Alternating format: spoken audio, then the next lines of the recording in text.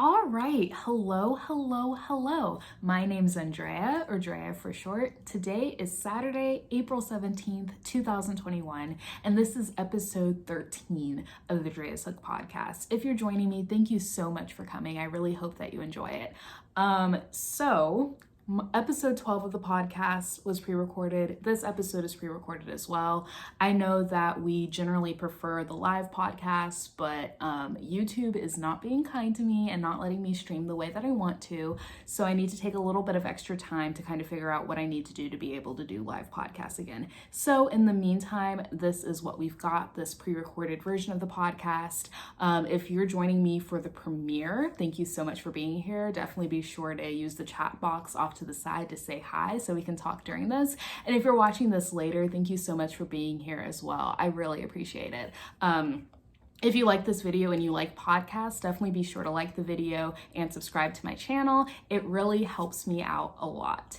All right, so as always, we have a lot to talk about, so I'm just gonna go ahead and get right to it. I have two finished objects to talk about this time, y'all, which never happens. If y'all been following me for a while, you know that I'm really good at starting things, but I'm not so good at actually following through and finishing them. And so my whips linger for months and months and months. So I'm really excited that I was able to crack down and focus and finish two of my whips. And I'm actually wearing both of them.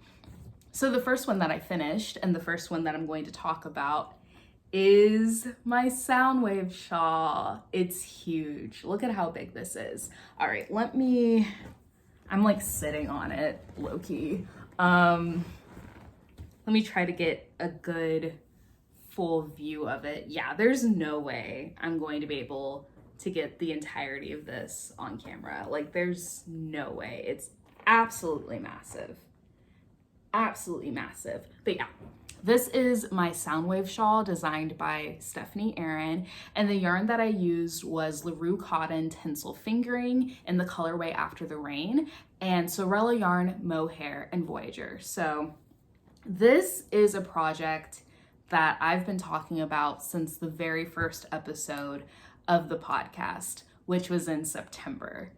And I just finished it in April. So it hung around for a really long time, and it was kind of starting to bother me how long it was hanging around. I think what really kind of held me up on this is that towards the end, the rows were so long because you can see how large the shawl is. So you can imagine how many stitches there were per row towards the end. And so it was kind of getting a little bit discouraging and I don't want to say boring because this was fun to make ultimately, but just doing double crochets over and over and over again can get a little old after a while. So I definitely kind of had some mental barriers that I had to overcome in order to actually finish this project, but I'm so happy that I did because I love it so much. I knew as soon as I started making it that I was going to love it, and I'm so glad that I was right about that. One thing about the shawl is I'm actually 2 rows short because I ran out of the tinsel. So at the end, there's supposed to be 4 rows of the tinsel and I only have 2, but I didn't really sweat it that much because it's huge. It's not like I was missing out on size or anything because I was missing a couple of rows. And that just meant that I was able to finish sooner. So I was pleasantly surprised when I got to the end of the 2nd row and realized that there's no way I was going to have enough yarn to finish the 3rd and 4th rows. So it was nice to be done a little sooner than I was expecting. All right, so the measurements. Before I blocked the shawl, the wingspan was 77 inches and the depth was 34.5 inches. And whenever I block shawls, I'm always curious about how much they're going to grow. So I always take notes of the measurements before I block it and after I block it. And I was especially curious because tinsel is a plant fiber, mohair is an animal fiber, and I wasn't sure how those two were going to interact in terms of how they would block and how they would look after they block. So definitely for this one, I wanted to make sure that I was keeping track of those measurements. And then after I blocked it, the wingspan was 83 inches. So it grew by, what's that? 6 inches, half a foot, and the depth was still 34.5 inches. So it didn't grow quite as much as I was expecting it to, but it did grow a little bit. And like I said, even before I blocked it, it was absolutely massive, absolutely massive. But yeah, I am a huge fan of this. I have an affinity for large fingering weight shawls, and this just fits the bill. And it actually like covers my arms when I wear it like this. And you can also style it like you would do a triangle shawl. Please hold. My cat's down here and I'm like praying she's not gonna stick her claws in this. She likes the shawl just as much as I do. See, it looks awesome like this as well. Got a lot of fabric here around your neck.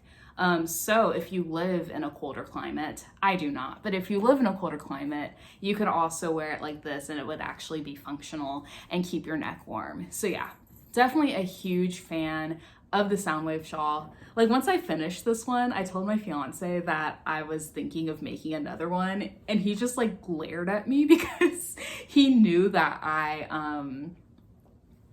like words are hard. I'm not gonna edit it out though, because because he knew that I had like so many issues actually being able to finish the shawl. But I just love it so much. I love the shape, I love the size. It's a winner. I think if I do make another one, which let's be real, y'all, I'm probably not gonna make another one, but if I do, I would, oh, there's my cat. Hi. Hi, baby. Are you gonna hang out with me while I film my podcast? Yeah. Yeah. All right, well, if you don't know, that's my cat, KC. She's 9 months old, really adorable, and she's decided to join us, and she's leaving. And she's coming back. All right, I'm just gonna try to ignore her. What was I saying? But yeah, if I was to try to make another Soundwave shawl, I don't think I would do the mohair stripes. I would just do 2 different colors of the same fiber. I really like how the tinsel worked for this shawl. It's very light, and it's like kind of has a little bit of a sheen to it. So I definitely recommend tinsel. You could do cotton, you could do wool. I think the pattern's originally written for wool. So the sky's the limit with this one. I would definitely recommend this pattern. And if you're like me and you haven't used mohair before, I think this is a good project to get your feet wet with it, because mohair isn't the primary fiber here. So like you still get a little bit of exposure to it, but it's not as like high stakes as making something that's completely made out of mohair. So yeah, that's it. Hey, no ma'am. You're not allowed on the coffee table, baby. There you go. You know, as soon as I go to pick her up, she knows that she needs to get off. Yeah, I know. All right. Seems like this is Kitty. No, ma'am. No, ma'am. Thank you. Kitty, hey. No, ma'am.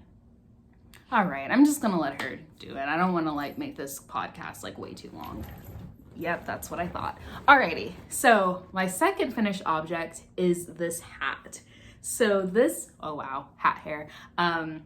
This is the classic beanie by Woolly Wormhead, and the yarn that I used was Lion Brand Vanish Choice in the colorway Silver Heather. So yeah, this is a very simple beanie pattern. It's just 2x2 ribbing, and it was originally intended as a gift to my dad, and it still might be, but I might end up keeping it for myself depending how the other beanies I make turn out, because like this isn't like my best work, if I'm being honest.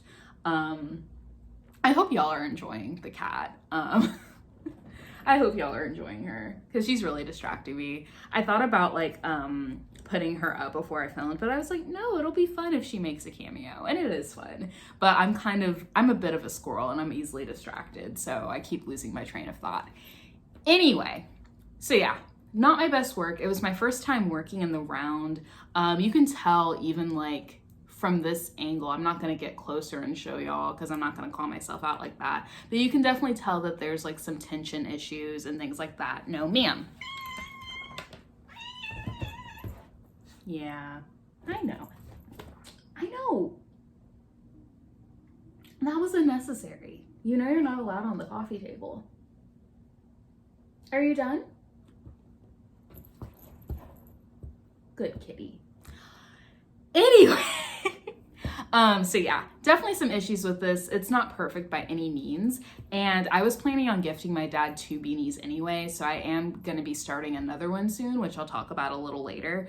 But yeah, if that one ends up turning out like a lot better than this one, then I'll just keep this one for myself and then give him the actual good ones.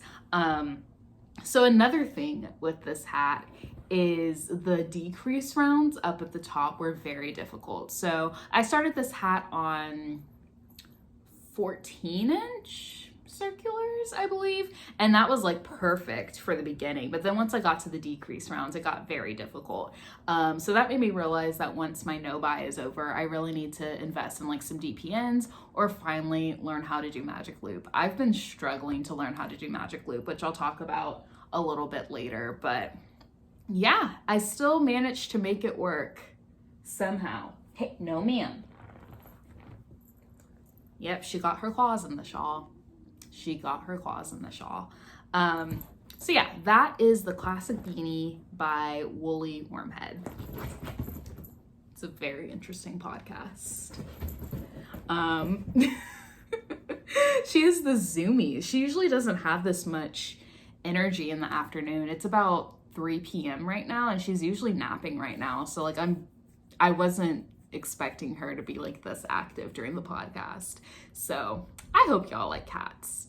All right, moving on. So I have a new whip, if I can get it out of my bag here.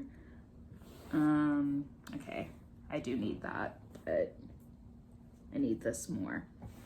All right, so I am planning on making a pair of earrings based on One Dog Wolf's Flirty Foliage Monstera pattern. So a Monstera is a house plant, and she designed this motif, and it's actually been like pretty popular among like the crochet community, at least the crochet Instagram community. She kind of ended up doing like a March Madness style bracket for her testers where people could vote on like who had the best project. So that really generated a lot of buzz around it. And I have like several friends who've been making their own versions of the leaf. And so like I had to, you know, go ahead and jump in on the fun. So I actually started working on this leaf on my live about a week and a half ago. That was the one that I did with my fiance, Luke. So I didn't do as much crocheting on that live as I usually do. So I only have about half the leaf done, if I can get the camera to focus. And this is just some cotton crochet thread. I threw away the label a very long time ago, so I have no idea like what brand it is or what size it is. But yeah, figured I would just go with green for the green leaves. And I'm actually using a 1.25 millimeter hook. So I actually have it right here, and it's so tiny. Like you can barely tell that it's an actual hook. It just looks like a point. So it's been fine so far. I think having like this ergonomic type handle is definitely helping with that. So my original plan for the earrings is that I was going to do large earrings and they were going to be purple. So this is the first leaf that I made. It's just We Crochet or Knit Picks Bravo worsted in the colorway Mulberry. And it looks good and it's huge and that would be super cute. But as you can see, there isn't a ton of stitch definition here. And I think that this pattern really relies on stitch definition. And so that's why I went ahead and pulled out the crochet thread here because since it's cotton, it has a lot more stitch definition. And I think these are going to turn out really good. So I used to make crochet earrings quite a bit. Like I've tested a few crochet earring patterns. And so I thought, and maybe I do, but I thought that I still had like my like earring hooks and things like that around for me to actually complete making the earrings. But I have not been able to find them. I don't think I threw them away, but there's a possibility that I did. But I just haven't been able to find them. So I will not be able to finish these earrings until I find those, or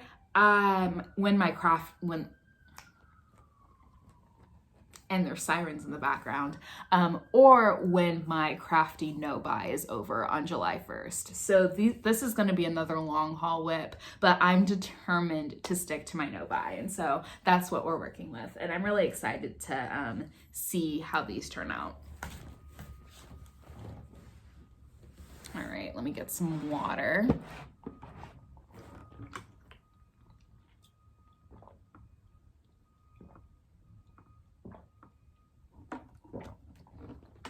All right, so now we're getting into old whips. So my first old whip is, okay, that wasn't as dramatic and smooth as I wanted it to be. I'm a mess, y'all. I say this like every episode, but my yarn management is trash. Like it's so bad. It's so bad, but we're working through it. This isn't as bad as it has been. Spoiler alert. And now the cat's back over here because she sensed that there was loose dangly yarn around. She's still a good kitty though. Yes, she is. Yes, she is. Okay, she doesn't want to be petted.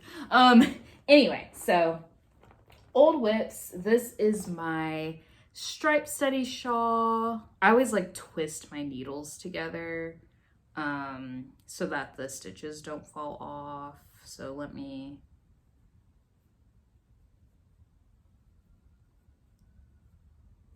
alrighty. So yeah, this is my stripe steady shawl designed by Vera Rain, and the yarn that I'm using is Sorella Yarn Sock. My color A is called Tea Time, and my color B is called Ink Spell. So yeah, I'm really enjoying this project. I haven't worked on it a ton, but I have made some progress in episode 12 of the podcast, rather. I was on the 5th stripe right here, and now I'm pretty far into the 6th stripe out of 12. So obviously that doesn't mean that I'm halfway done, because since this is a triangle shawl, the rows get longer and longer and longer, and the stripes get thicker and thicker since we're using short rows. But it definitely feels good to like be making a little bit of progress on this, and I really like how it feels. I think this is going to be an awesome shawl. Let's see. What else do I have to say about this? Oh yeah. If you're planning on picking this pattern up, I do have it linked down in the description below. But if you're planning on picking it up, to my knowledge, this pattern is only available on Ravelry. So the link in the description is a Ravelry link. So I just wanted to put that warning out there in case anybody is caused harm by visiting Ravelry. So yeah, this is the Stripe Steady Shawl. And if I had been thinking, I would have knit it to like the end of a row so that I could actually show you what it looks like flat. See, right now it's kind of in a circle because I'm in the middle of a row, but I was working on this last night after my fiance fell asleep around like 10:30, 11. So I got pretty tired too, and I wasn't thinking about how to show this off on the podcast. So we do what we can. We do what we can.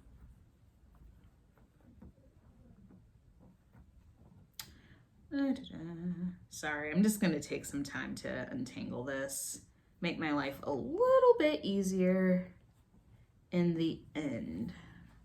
I can like barely hold this. Hi. She's still over here. Yeah. I'd like pick her up and bring her over here, but she's been kind of mad at me today, haven't you? You've been a little mad at me, haven't you? That's okay. That's okay. We all have days. We all have days where we're a little moody. All right, next whip. Oh boy. So the next whip is my temperature blanket. And I'll go ahead and show it to y'all, but it looks exactly the same as it did when I showed it off in episode 11, I believe.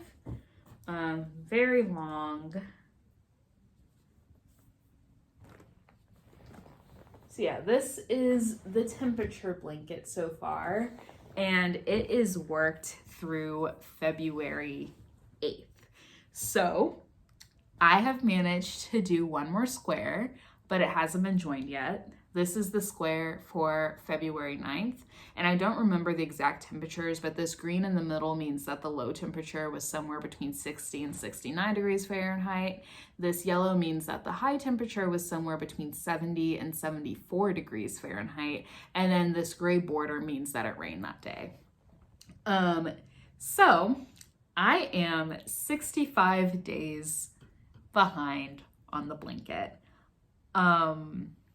And I don't want to get like too far into it because I do try to keep the podcast a little bit light, but I haven't really been motivated to work on the temperature blanket the past couple of months because there was the ice storm in Texas in mid-February where the temperatures got very low. And you know, lots of people lost power, and anyway, that was like a very scary event, and working on the temperature blanket is a reminder of that.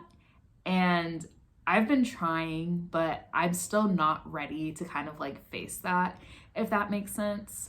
So I did manage to make this one square, but even this took a lot of like mental energy. So I've actually been thinking about scrapping the temperature blanket for 2021 and maybe like making it in 2022 or doing it for like a special year, like the year I was born or something, because I've always wanted to make a temperature blanket, and I was really excited that like this was going to be the year for me to make the temperature blanket. But of course, like you can't control the weather, and you can't control the cat's on the coffee table again. And you can't control your natural response to the weather. All right, one sec. She's really close to the camera and I'm horrified she's gonna knock it over. There she goes. There she goes. So it is what it is, you know. I've been trying to like allow myself some grace and not like pressure myself to work on this. But it really sucks that it doesn't bring me as much joy, or like any joy really, as it did at the beginning of 2021. So, and I'm always preaching, you know, if a whip isn't bringing you joy, like you have no obligation to work on it unless it's like a pattern test or something. Like crochet, knitting, it's a hobby, right? It shouldn't become a chore. So I always try to live by that, but for some reason I'm kind of having issues like letting the temperature blanket go. Like I want to finish it, but like I'm 2 months behind, and I know that I can like work on it whenever I want, but it's a very interesting situation to navigate. So we'll see what becomes of the temperature blanket. I have no idea what I'm going to do with all the yarn that I bought for it if I do decide to not work on it anymore. And like frogging all of these squares is going to be a nightmare. But yeah, we'll just see what ends up happening with that. But yeah, I definitely just wanted to go ahead and share that update about the temperature blanket since I didn't talk about it last time. All right, already need more water.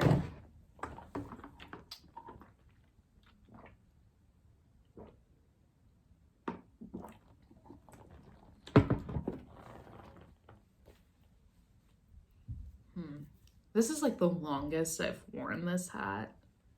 So just readjusting. Alrighty. What is next? All right. So I kind of wanted to go ahead and look ahead to the future a little bit and talk about some projects that I'm planning on starting in the near future. So the first one is I am planning on making another classic beanie, another one of these for my dad. I'm really trying to stick to kind of like neutral colors for him because, like, you know, that's what he wears. He's a guy's guy, you know what I mean? So the next hat will be made in this brown. Once again, I don't know where the label for this is, but I think it's Red Heart. I think it's Red Heart. And I think that I have enough to make the hat. So we'll see how this one turns out in comparison to this one. I will need to gauge swatch since this yarn looks a little bit heavier than the Vanish Choice that I used for this one. So I need to make sure that I'm still able to use the same needle size for this. But yeah, one of the next projects coming up is another classic beanie. All right, next project coming up is a pair of knit socks. I have been talking about knitting socks forever, and a lot of my like crochet friends who are starting to get into knitting are starting to knit socks, and like I want to join them. So I'm really hoping to start knitting some socks soon. So the yarn that I'm planning on using for my first pair of knit socks, and this is subject to change, but this is the yarn that I had in mind when I planned, is this LaRue cotton sock set. So this isn't wool, this is actually a vegan yarn. It's on animal fiber. So if you're like someone who's like allergic or sensitive to wool or just don't like using wool, but you still want to make socks, this would definitely be a good substitute for you. So this is LaRue Cotton's vegan sock blend. It's 55% bamboo, 24% cotton, and 21% elastic. It's a fingering weight, but I would argue that it's probably a little on the heavier fingering weight, kind of like venturing into sport weight territory, because it's 377 yards per 100 grams. And you can kind of tell just by like looking at it, it's definitely got like a little bit of elastic in it, a little bit of spring, and that's what's going to make it really good for socks.